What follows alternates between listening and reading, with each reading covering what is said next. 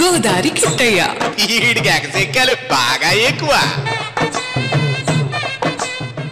అనుకున్నామని జరగవు అన్నీ, అనుకోలేదని ఆగవు కొన్ని, జరిగేవన్నీ మంచికని అనుకోవడమే మనిషి పని. నీ చుఖమే నే కోరుకున్నా, నిన్ను వీడి అందుకే వెళుతున్నా. నీ చుఖమే నే కోరుకున్నా.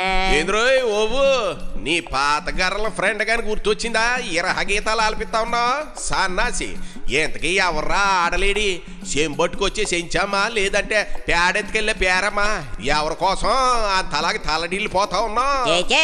పేడలో పెంటలో తప్ప నీకెవరు గుర్తురారమ్మయ్యా. నేనేదో పాపం మన మాజీ మంత్రి ఎరకపోయి ఇరుక్కుందని తెలిసి పాడుతూ ఉంటే ఎట్టో పాత కొంప ఖాతాలన్నీ తవ్వుతూ ఉన్నావు. అందుకని నేను చూస్తే నా కోపం. మొత్తానికి పాతవన్నీ కొంపు ఖాతాలేని ఒప్పేసుకున్నావు, సంతోషం. ఏ మాజీ మంత్రిరా? కొంప తీసి మన విడదల రజనీ అయితే కాదు కదా? ఓహో, అప్పుడే నీ బీబీసీకి అందిపోయిందా ఈ వార్త?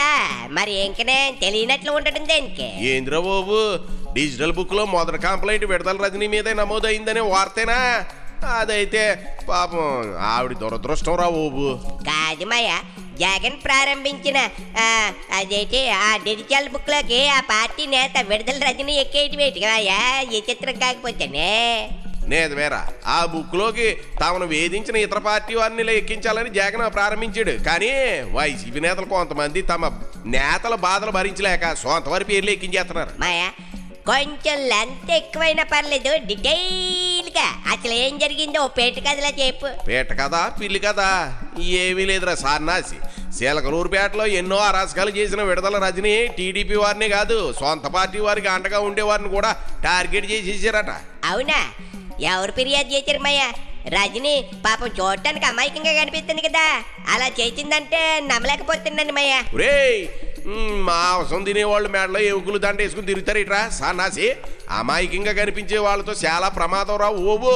అర్రే, ఏం చేసిందో చెప్పమంటే ఈ ఉపమానాలు ఉపమేయాలు అవసరమా? ఏం లేదురా, నా అవతారం పార్టీ అనే ఓ ఊరు పేరు లేని పార్టీ పెట్టుకున్న రావు సుబ్రహ్మణ్యం అనే వ్యక్తి రజనీపై డిజిటల్ బుక్ లో ఫిర్యాదు చేశారు. 2022లో మంత్రిగా ఉన్నప్పుడు రజనీ తన కార్యాలయం ఇల్లుపై తన అనుచరులు రౌడీ షీటర్లతో దాడులు చేయించారని ఆయన అందులో ఫిర్యాదు చేశాడట. ఆధారాలు కూడా జత కూడా చేశాడట. రజనీపై చర్యలు తీసుకోకుంటేనే కార్యకర్తలు నమ్మకం ఉంటుందే, మరి అలాగైతేనే కార్యకర్తలు కూడా నమ్ముతారు అని సుబ్రహ్మణ్యం జగన్ కు ఉచిత సలహా కూడా ఇచ్చాడట. వామ్మో వాయు వానన్ను ఓడాయినేమో చిలకలూరుపేట లేడీడానికి వ్యవహారాలు నడిపిందా రజనీ? అమ్మో ఎంత దారినో. మరి అదే శీలకలూరుపేటలో ఎమ్మెల్యేగా మంత్రిగా చేసిన విడదల రజనీపై ఇప్పటికే 10 కొద్ది ఫిర్యాదులు పోలీసులకు అందాయిరా. ఆమె మరిదిని గోపిని కూడా అరెస్ట్ చేశారు కదా. స్వయంగా రజనీపైనే కేసులు నమోదయ్యాయి కదా. గతంలో మనం మాట్లాడుకున్నాం కదరా, మతి మరుపుగానే వచ్చిన సచ్చినోడో. మాయా, నేను గుర్తులేదని అన్నానా? నాకు మతి మరిపే ఉంటే కలిసిన ప్రతిసారి ఏదో ఒక పాట ఎట్ట పాడతాను, ఏదో ఒక సమస్యను ఎట్ట తీసుకొస్తాను నీ దగ్గరికి. నేను అలిగాను, బొంగమూతి పెట్టుకున్నాను చూడు. అది బొంగమూతి కాదు రోయ్, పంది మూతిలాగా ఉంది, తీసేయి. చూడలేక సత్తనం. నీ ఆలకలో కళ్ళ కలకలు నా దగ్గర సాగు. కానీ ఇదిగో, ఇదేమైనా నీ అత్తారిల్లు అనుకుంటా ఉన్నావా? తేంగరయ్యాదవా?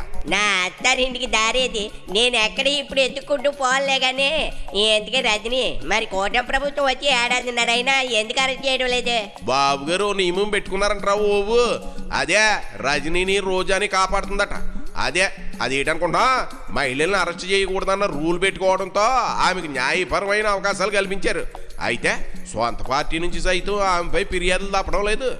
అదే సంగతి. అందుకే కాబోలు పేట నుంచి పోటీ చేస్తే గెలవదని జగన్ గుంటూరు పంపించాడు రజనీని పోటీ చేయమని. అక్కడ కూడా ఓడిపోయిందనుకో. అందుకే పోయిన చోట ఎత్తుక్కోవాలని మళ్ళీ పేట చేరిందట రజనీ. తనకు పేటనే మంచిదని జగన్కి నచ్చ చెప్పి మళ్ళీ అక్కడికే ఇన్ఛార్జిగా వెళ్ళి రాజకీయాలు చేస్తుందట. మరి మాయా, ఏటా సొంత పార్టీ నేతల మీద ఫిర్యాదులు అంతా ఉంటే జగన్ రెడ్డి ఏం చేస్తాడంట? పాపం రాజకీయంగా జగన్ ఏ స్టెప్ వేసినా 100 స్టెప్లు వెనకబడుతున్నాయి రా బాబు. కాలం కలిసి రావటం లేదు అంతే. నా ప్రశ్న అది కాదు.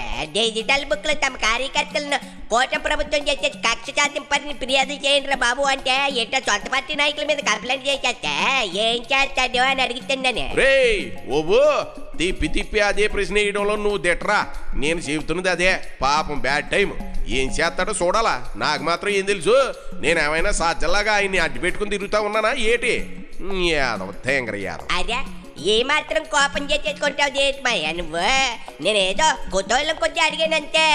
జగన్ రెడ్డి ఇలా ప్రతిదీ రివర్స్ అవుతూ ఉండటం చూసి ఏమనుకుంటున్నాడో ఏటో. అదే అదే నాకు కావాలి. ఏమనుకుంటాడట? ఏమనుకుంటున్నాడో తెలుసా? ఇవేమి వర్కౌట్ అయ్యేలా లేవు సాధ్యలా. 3.5 ఏళ్ళు కళ్ళు మూసుకుంటే ఇట్టే రోజులు గడిచిపోతాయి.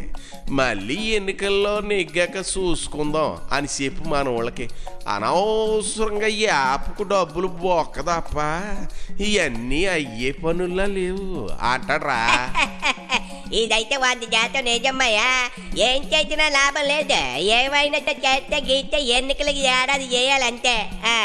ఇప్పుడేం చేసినా ఇదిగో ఎట్టాగే రివర్స్ ఫైరింగ్ అవుతుంది. జనం సమస్యల మీద దృష్టి పెట్టడం లేదురా. ఇలాంటి పనికిరాని యాప్లు ఎన్ని పెట్టినా ఏం ఉపయోగం చెప్పు. కూటమి ప్రభుత్వం వచ్చాక జనానికి సమస్యలు ఏమీ లేవమ్మయ్యా. అందుకే ఆయన కార్యకర్తల కోసం, ఆయన పార్టీ నేతల కోసం పోరాటాలు చేసేందుకు ఆరాటపడుతున్నాడేమో.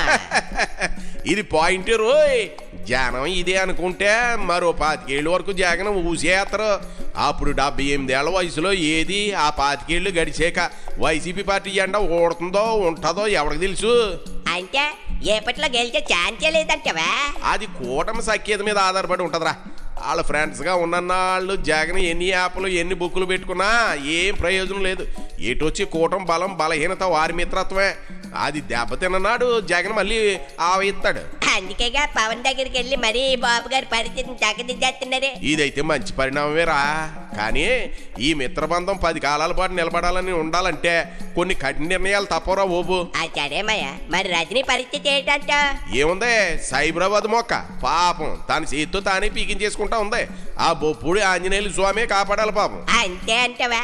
అంతేగా అంతేగా. గోదారి కిట్టయ్య ఈడికి ఎగసెక్కాలి బాగా ఎక్కువ.